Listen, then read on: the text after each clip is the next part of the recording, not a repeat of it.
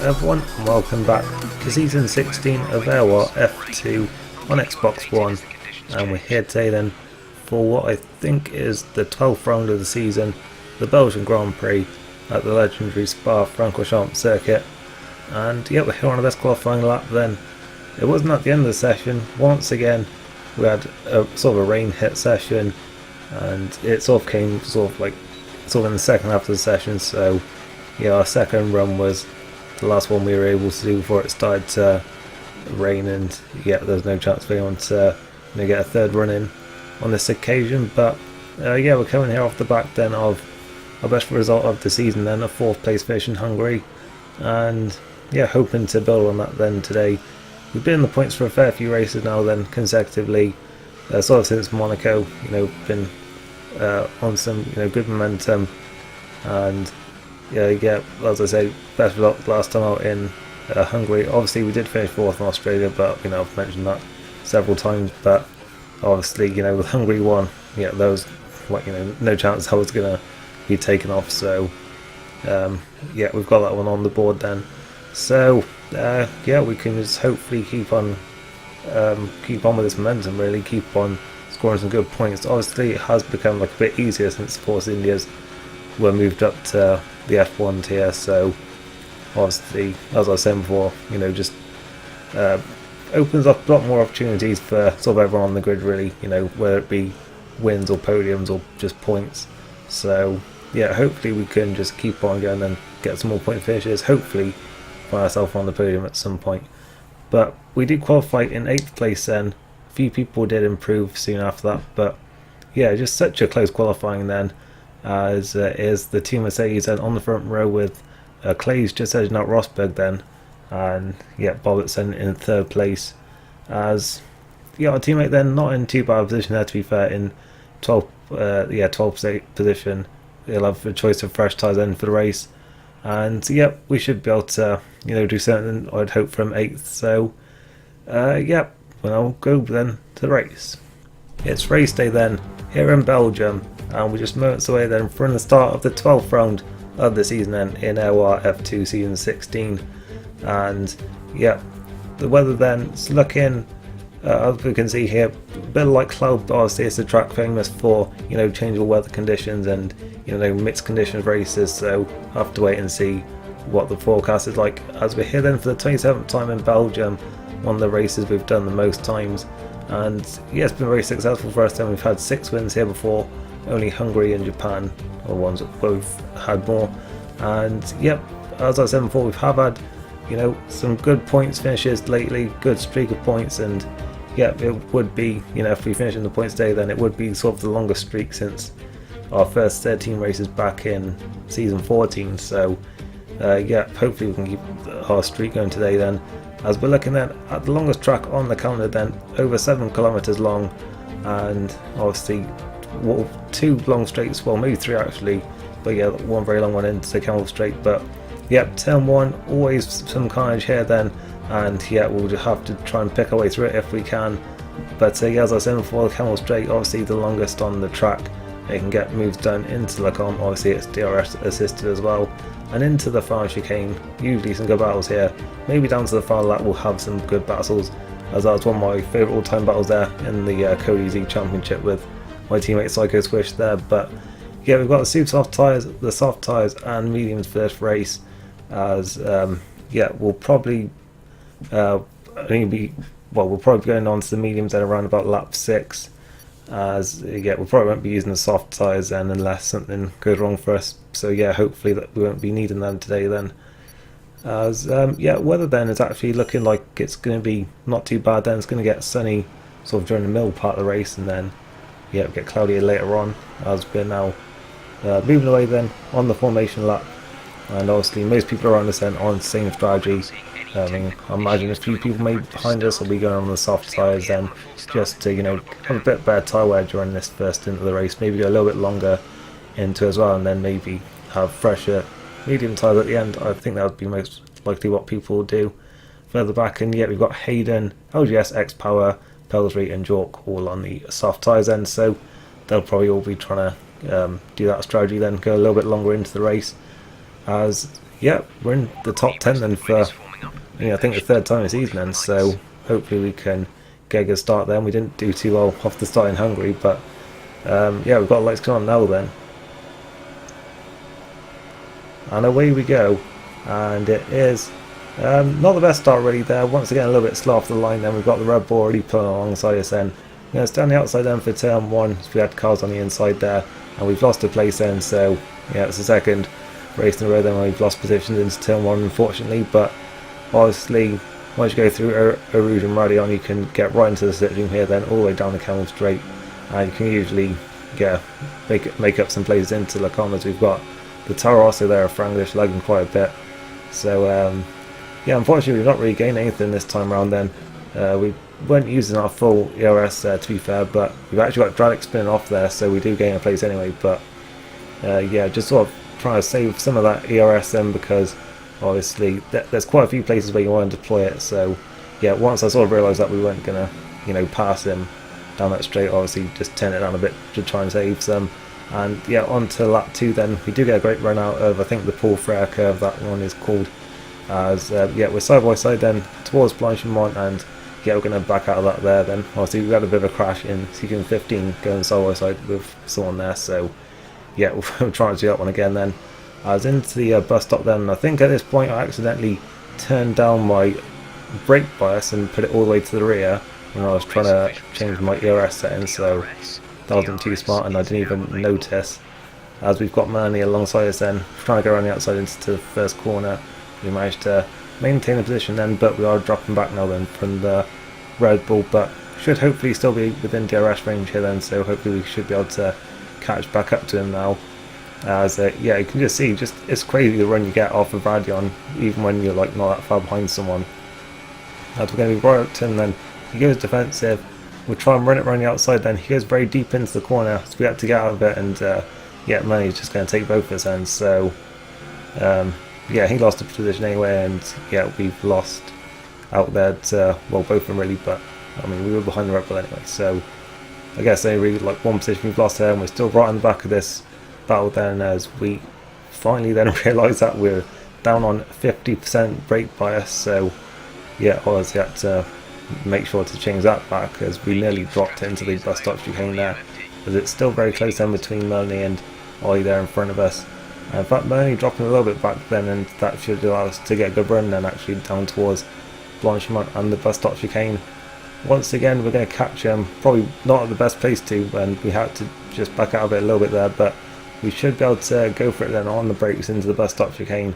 We're up the inside, and it looks like we've managed to get that position done, as in fact he goes into the pits anyway, so yeah, nonetheless then we got the overtake down on the track there then, as yeah, we're back up to 8th position, and yeah, now onto the back then of Ollie again.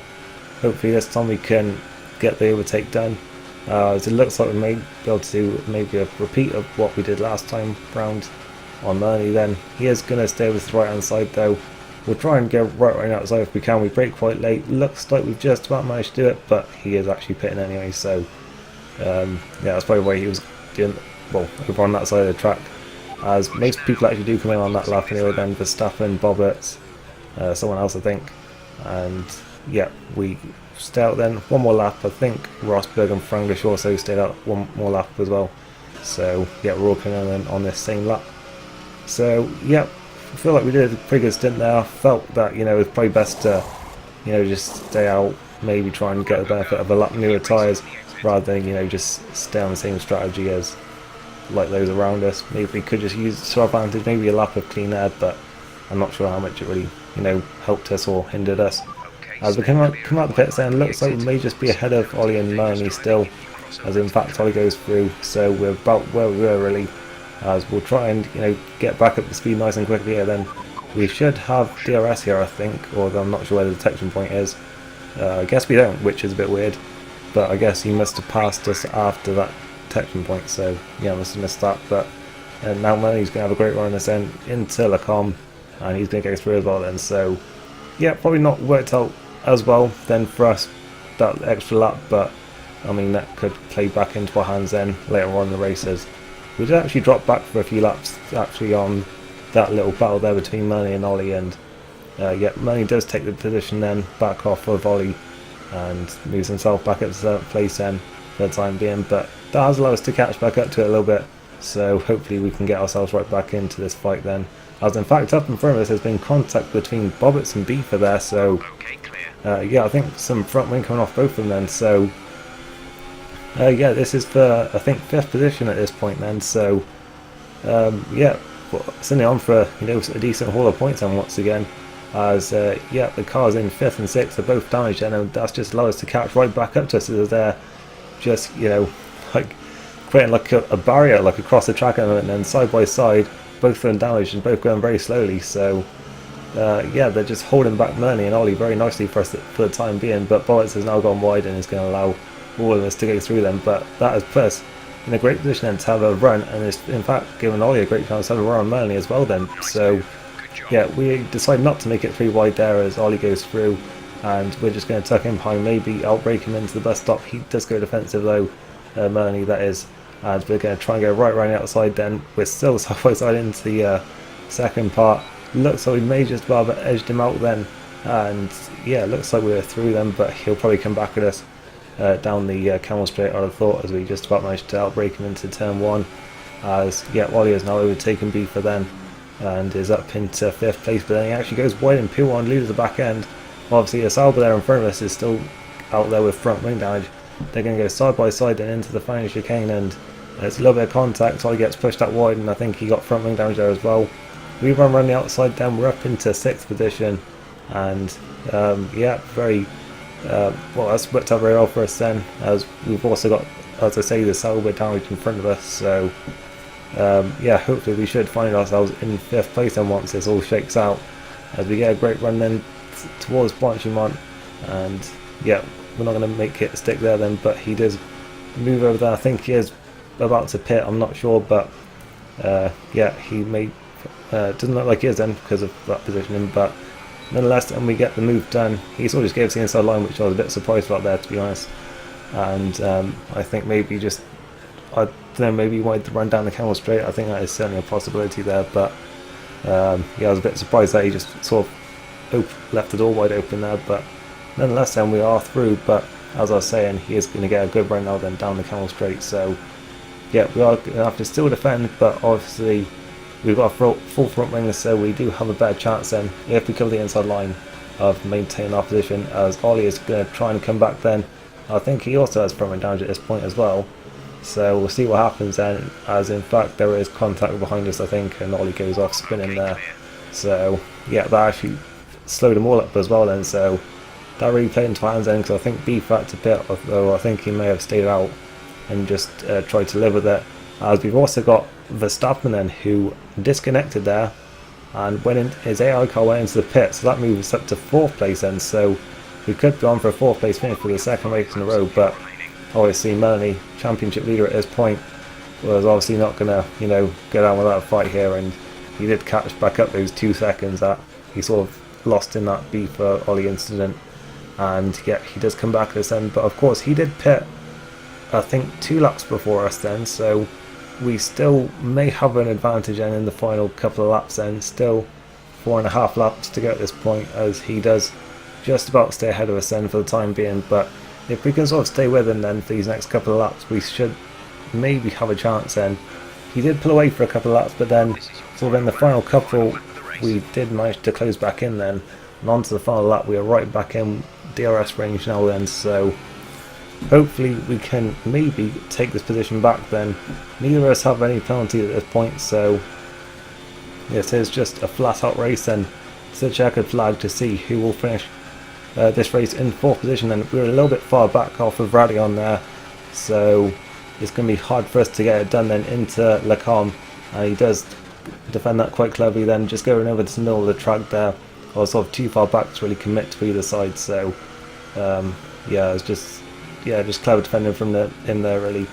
But yeah, we just had to stick with him then for that middle part of the lap then, because we would get a good run then down this straight then through Blanchimont into the bus stop chicane, and we're just going to have to try and send it into the final chicane here then, as we'll see what he does then. He does go defensive as I would expect. We're just going to try and go right running outside, but we have a bit of a lock up, we run wide, Well, we get a 3-second penalty that we really don't deserve there because we didn't really gain much from that. But nonetheless, Manley keeps the place. We stay in P5 because Drax playing us had penalties, so yeah, that was alright then. That penalty doesn't matter in the end. But yeah, just a great race there to the checkered flag. We do get P5, so yeah, another solid points finish there. And yeah, very happy with that one then, as it is a win then for Sierra Rosberg, who actually I think closes the gap in the championship then with that win. Franglish is second, and Infamous Clays then makes a double podium for Mercedes then. As yeah, obviously as Merlin fourth, us in fifth then. Unfortunately, our teammate LGS didn't finish this one. I can't remember what happened to him, but yeah, it's a big shame for him then to not finish the race. And yeah, overall just a decent result then for us. I think it moves us up to about 8th in the championship now. As I say, sorry about not having the standings for a few races. I think I did get them for Italy, so yeah, you'll be able to see a standings for that race then once I put that video up, which will hopefully be soon. So yeah, that is it then for this race. Hope you enjoyed it. Leave a like if you did, and I'll see you next time. Thanks for watching, and goodbye.